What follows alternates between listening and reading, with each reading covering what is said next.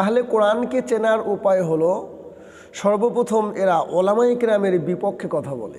জাতির কর্ণধার অর্থাৎ মুসলিম জাতির কর্ণধার, মুসলিম জাতিকে সঠিক পথ প্রদর্শন করবেন যেই ব্যক্তিরা, অর্থাৎ আহলে ইলম, আহলে কোরআন ওয়াল হাদিস, ওলামায়ে কেরামের বিপক্ষে এরা আপনাকে লেলিয়ে দেবে এবং ওলামায়ে কেরামের বিপক্ষে আপনাকে বিষিয়ে তুলবে, যেন ওলামায়ে কেরামকে দেখলেই তাদের প্রতি আপনার ঘৃণা চলে আসে, ওলামায়ে কেরামকে দেখলেই যেন তাদেরকে আপনার ধর্ম ব্যবসায়ী মনে হয়।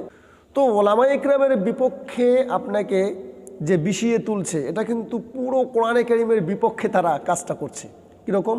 কোরআনে কারীমে ইরশাদ হয়েছে, আল্লাহ তাআলা বলেন, ইন্নামা ইয়াখশাল্লাহা মিন ইবাদিহিল উলামা। যদি আল্লাহ তাআলাকে কেউ ভয় করে থাকে তাহলে আল্লাহ তাআলা বলছেন যে তারা হলো একমাত্র ওলামায়ে কেরাম। তো এই ওলামায়ে কেরামের বিপক্ষে